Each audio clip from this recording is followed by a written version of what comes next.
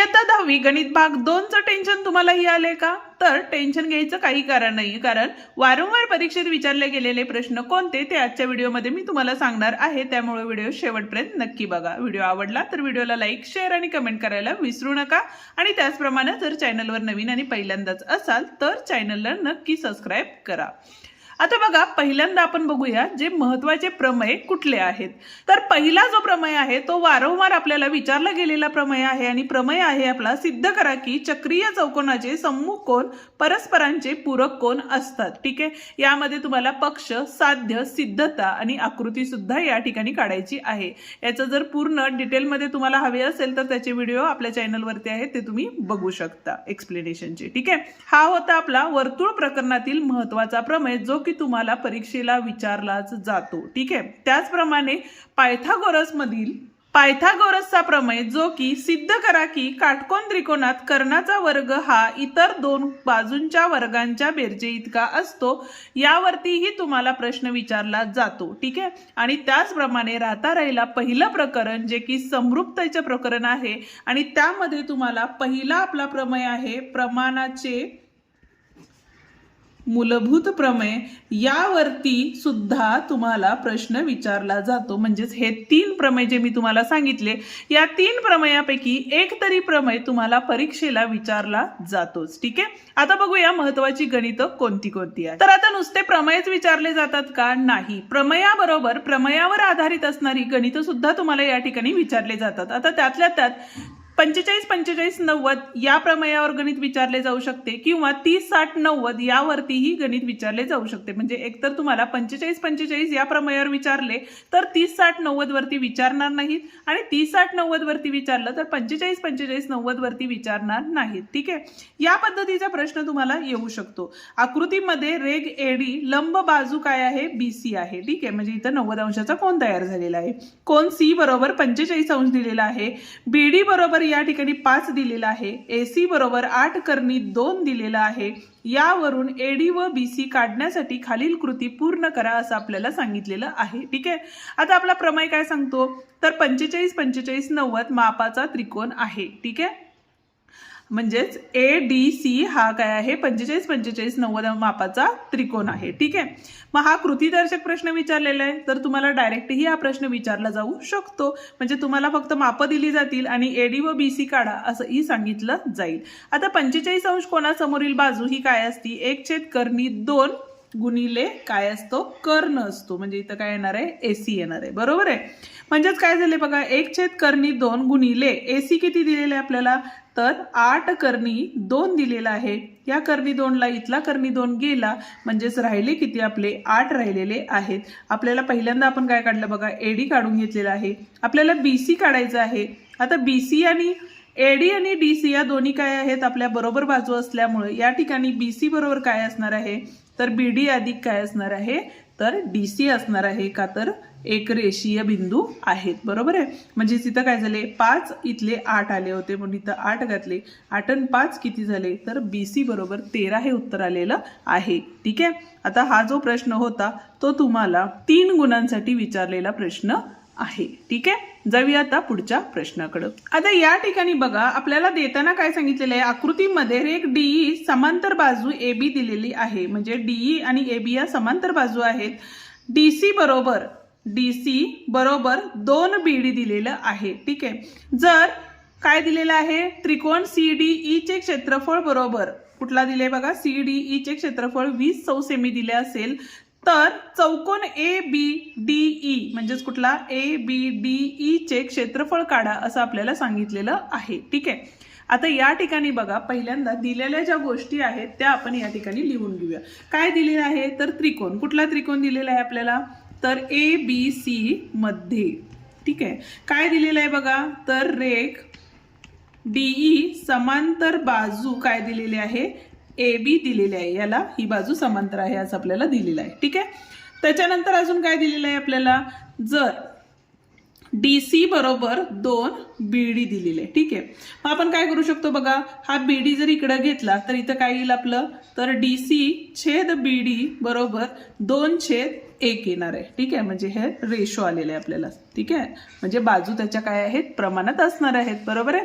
पण या ठिकाणी काय होईल बघा, की जर प्रमाणाच्या मूलभूत प्रमेयाचा व्यत्यास जर वापरला तर या ठिकाणी काय होणार आहे आपलं, तर CD छेद DB बरोबर काय असणार आहे, CE छेद EA असणार आहे. बरोबर आहे. ह्याचं कारण काय असणार आहे, प्रमाणाच्या मूलभूत प्रमेयाच्या व्यत्यासावरून. ठीक आहे, आता यावरून काय झालं, तर इथं बघा, पण आपल्याला बाजू आता हे दोन जे मोठा त्रिकोण ABC आणि दुसरा छोटा त्रिकोण CDE, हे दोन त्रिकोण जर समरूप आहेत हे दाखवायचं झालं आपल्याला, तर त्या बाजू प्रमाणात आहेत हे आपल्याला दाखवावं लागणार आहे. ठीक आहे, म्हणजेच आपण काय करू शकतो बघा, तर या ठिकाणी योगक्रिया केली,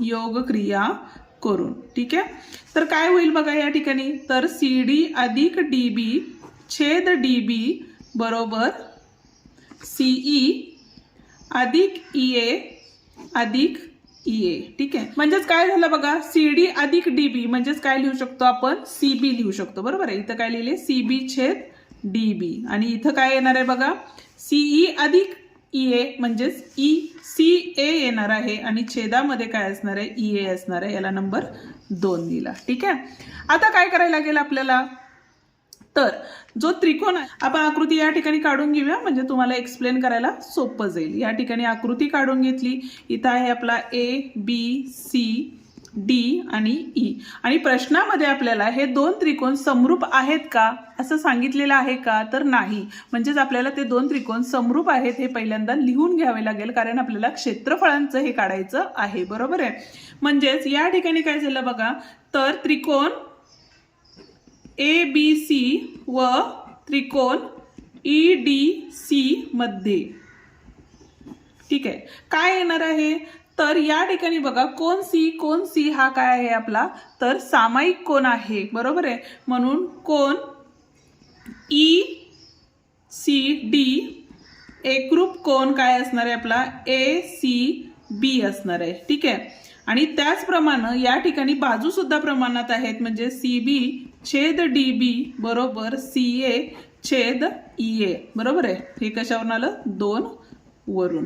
ठीक आहे, म्हणूनच इथं काय झाले बघा, त्रिकोण ABC समरूप त्रिकोण काय असणार आहे आपला, तर EDC झाला. कारण काय असणार आहे बघा, इथं बाजू कोण बाजू म्हणजेच बा को बा कसोटी. ठीक आहे, आणि आता जर दोन्ही त्रिकोण समरूप असतील तर काय असतं बघा, त्यांच्या क्षेत्रफळांचे गुणोत्तर हे बाजूंच्या वर्गांच्या प्रमाणात इतके असते. बरोबर आहे, म्हणजेच या ठिकाणी एरिया ऑफ अ ट्रायंगल म्हणजेच ABC upon area of a triangle EDC, म्हणजेच त्रिकोण ABC चे क्षेत्रफळ छेद त्रिकोण EDC चे क्षेत्रफळ बरोबर ABC चे क्षेत्रफळ हे किती असणार आहे आपले बघा, इथं AB चा वर्ग छेद ED चा वर्ग बरोबर BC चा वर्ग छेद काय असणार आहे, DC चा वर्ग असणार आहे, आणि बरोबर या ठिकाणी काय असणार आहे बघा, AC चा वर्ग छेद EC चा वर्ग असणार आहे. ठीक आहे, आता देताना आपल्याला काय दिलेलं आहे बघा, तर आता या ठिकाणी बघा DC छेद BD बरोबर 2/1 आलं होतं, म्हणजेच हेच जर आपण इथं खाली घेतलं तर इथं बघा, परंतु इथं काय होतं, DC छेद BD बरोबर 2/1 होते. ठीक आहे, पण आपल्याला काय पाहिजे, आपल्याला BC पाहिजे इथं. बरोबर आहे, मग BC पाहिजे असेल तर या ठिकाणी सुद्धा आपण काय केली, योगक्रिया करून, म्हणजेच काय झालं बघा, आपल्याला DC अधिक BD म्हणजेच काय झाले, BC छेद BD बरोबर 2 आणि 1 3, 3/2 आले. ठीक आहे, हे कशावरून आलं होतं आपलं, 1 वरून, आणि याला नंबर 3 दिला. म्हणून क्षेत्रफळ त्रिकोण ABC छेद क्षेत्रफळ त्रिकोण EDC बरोबर काय असणार आहे बघा, BC चा वर्ग छेद BD चा वर्ग, म्हणजेच 3 चा वर्ग 9 आणि BD चा वर्ग किती आलेला आहे, 4 आलेला आहे. ठीक आहे, पण आता आपल्याला जो प्रश्न आहे त्या प्रश्नामध्ये काय सांगितलेलं आहे बघा, या ठिकाणी तर CDE चे क्षेत्रफळ आपल्याला दिलेलं आहे, म्हणजे CDE या त्रिकोणाचे क्षेत्रफळ आपल्याला दिलेलं आहे, जे की किती आहे 20 आहे, बरोबर आहे. म्हणजेच या ठिकाणी आपण लिहू शकतो त्रिकोण ABC छेद 20 बरोबर 9/4 म्हणून क्षेत्रफळ काय असणार आहे, त्रिकोण ABC बरोबर 9 गुणिले 20 भागिले 4 आले. तिरकस गुणाकार केला 4 एके 4 4 पंचे 20 आणि 9 पाचा किती आलेला आहे 45 आलेला आहे. त्रिकोण ABC चे क्षेत्रफळ बरोबर 45 आलेलं आहे. ठीक आहे. पण आता आपल्याला काय काढायचंय बघा या ठिकाणी, तर आपल्याला चौकोन ABDE चे क्षेत्रफळ काढायचे. चौकोन ABDE चे क्षेत्रफळ या ठिकाणी काढायचे आहे. मग ते क्षेत्रफळ कसे काढणार बघा या ठिकाणी तुम्ही, तर यासाठी तुम्हाला त्रिकोण ABC चे क्षेत्रफळ बरोबर आहे वजा कशाचे क्षेत्रफळ करायला लागेल आपल्याला, CDE चे करायला आहे. म्हणजे हे क्षेत्रफळ ज्यावेळेला आपण वजा करू त्यावेळेला या चौकोनाचे क्षेत्रफळ आपल्याला मिळणार आहे. ठीक आहे.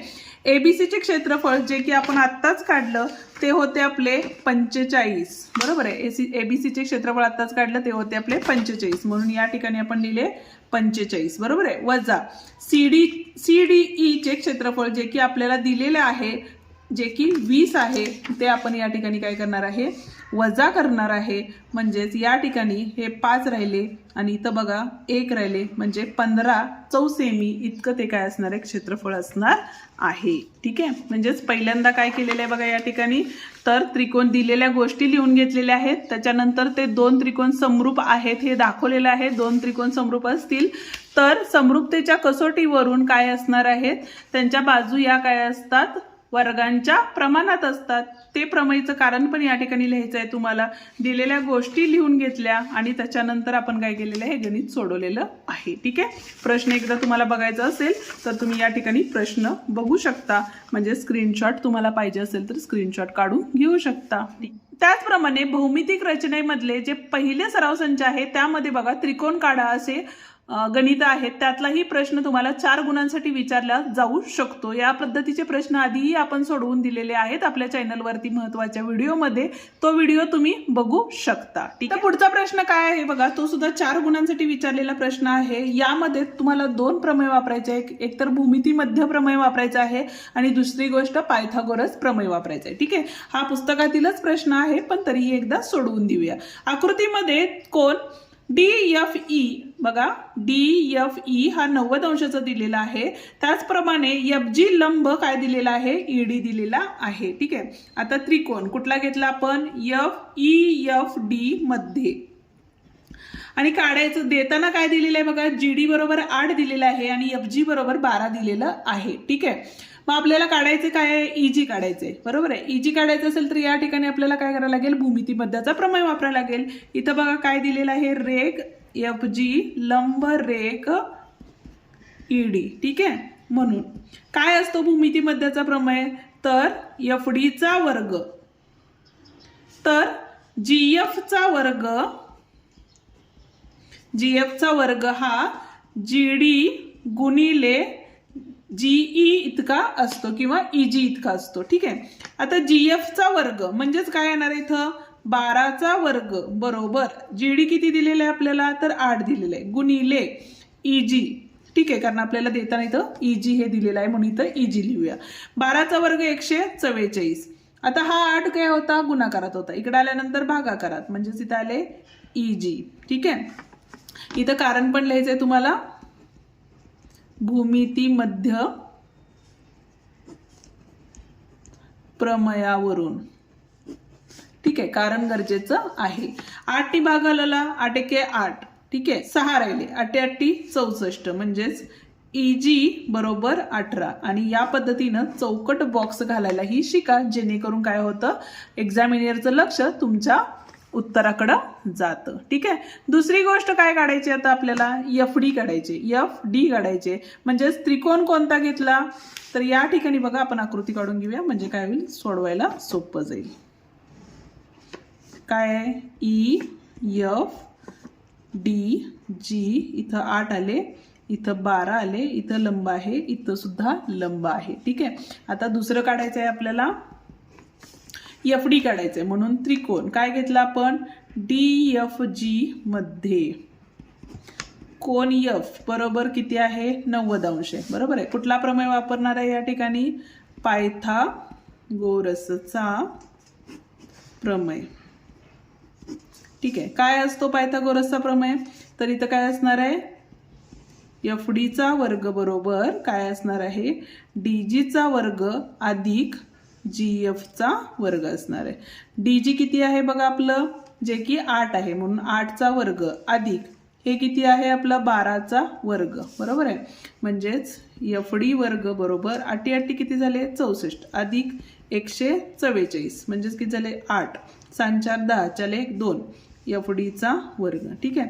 आता जर तुम्हाला अवयव कसे पाडायचे हे माहीत नसेल तर तुम्ही हे बॅक साईडला वर्क करू शकता. बे के बे, बे 0 0, बे चौक 8, बे पंचे 10, बे दोन्ही 4, बे दोन्ही 4, बे सख 12, बे के बे, बे त्रिक 6 आणि 13 एके 13. ग्रुप केले, यातला 1 2, यातला 1 2 बाहेर काढला, या दोघांचा गुणाकार केला, 4 आला म्हणून तो बाहेर ठेवला आणि आत हे 13 तसेच ठेवले. म्हणजेच FD बरोबर किती आलेलं आहे आपलं, तर 4 करणी 13 हे उत्तर आलेलं आहे. ठीक आहे. आता तिसरी गोष्ट काय काढायची होती आपल्याला, तर EF काढायचंय. ठीक आहे. आता EF कुठे आहे बघा, EF तर या ठिकाणी आहे. बरोबर आहे. आता इथली बाजू किती मिळाली आपली, 4 करणी 13 मिळाली. ठीक आहे. इथली बाजू किती मिळाली होती मगाशी आपल्याला, EG 18 मिळाली होती. म्हणजे ED सुद्धा माहिती आहे, DF माहिती आहे, त्याच्यावरून आपण काय करू शकतो, EF काढू शकतो. म्हणून त्रिकोण, कुठला त्रिकोण घेतला आता इथं परत, DFG मध्ये कोण F बरोबर किती आहे 90 अंश आहे. ठीक आहे. पण ED बरोबर काय असणार आहे, ED बरोबर DG अधिक GE असणार आहे. DG अधिक GE म्हणजेच किती झाले बघा 8 अधिक 18 म्हणजेच 8 आणि 8 16 हातच्याला 1 2 म्हणजे 26 झालेलं आहे. आपल्याला काय काढायचं होतं, EF काढायचं आहे. ठीक आहे. आणि ED सुद्धा काढायचं होतं, ते ऑटोमॅटिक काय झालेलं या ठिकाणी निघालेलं आहे. ठीक आहे. पण आपल्याला हा त्रिकोण न घेता आपण तो त्रिकोण घेतला असता तरी चालेलं असतं. म्हणजे हा आपला चौथं गणित या ठिकाणी मिळालेलं आहे. ठीक आहे. आता तिसरं जे आहे ते सोडूया. तिसऱ्यामध्ये बघा इथली बाजू माहिती, ही बाजू माहिती, म्हणजे हा छोटासा इथला त्रिकोण घेतला तरीही आपल्याला चालणार आहे. म्हणजेच या ठिकाणी बघा त्रिकोण EGF मध्ये, म्हणजे याचा अर्थ बघा आपण कोणत्याही 3-4 पद्धतीने तरी गणित या ठिकाणी सोडवू शकतो. ठीक आहे. आता EGF मध्ये कोण G हा किती आहे 90 अंश असल्यामुळे या ठिकाणी कर्ण काय असणार आहे, तर EF असणार आहे. म्हणजेच या ठिकाणी बघा EF चा वर्ग बरोबर काय असणार आहे, तर EG चा वर्ग अधिक GF चा वर्ग असणार आहे. ठीक आहे. आता या ठिकाणी बघा 18चा वर्ग अधिक 12चा वर्ग आले, 18चा वर्ग 324 अधिक 12चा वर्ग 144 आले. इथं आले EF चा वर्ग, म्हणून EF चा वर्ग बरोबर 4 आणि 4 8, 2 आणि 4 6 आणि इथं आले 4 468 या ठिकाणी आलेलं आहे. आता आपल्याला काय करायचंय, तर याचं परत वर्गमूळ काढायचं आहे. काय काढणार बघा, परत एकदा अवयव पाडा. जर जमत नसेल तर बे दोन्ही 4, बे त्रिक 6, बे चौक 8, बे के बे, बे के बे, बे साती 14. आता 117चे अवयव पडतात का, तर बघा 3 भाग जातो. बरोबर आहे. 3 त्रिक 9, 10 11 2 3 9 27, 3 एके 3, 3 त्रिक 9, परत एकदा 13 एके 13 आलेला आहे. ठीक आहे. म्हणजेच या ठिकाणी आपण काय घेऊ शकतो बघा, यातला 1 2 आणि यातला 1 3, या दोघांचा गुणाकार म्हणजे 6 आले आणि करणी 13. म्हणजे EF बरोबर 6 करणी 13 आलेलं आहे आणि ED बरोबर 26 आलेलं आहे. ठीक आहे. हा होता आपला महत्त्वाचा प्रश्न. ठीक आहे. असेच प्रश्न आपण पुढच्या व्हिडिओमध्ये सुद्धा बघणार आहे. त्यामुळे अजूनही चॅनलला सबस्क्राईब केलं नसेल तर चॅनलला सबस्क्राईब करून बेल आयकॉन दाबा. परत येऊया पुढचा व्हिडिओ घेऊन. तर डिस्क्रिप्शन मधले आपले व्हिडिओ पाहत राहा, कारण डिस्क्रिप्शन मध्ये सुद्धा आपण महत्त्वाची जी गणितं आहेत त्याचे व्हिडिओ अपलोड केलेले आहेत. धन्यवाद.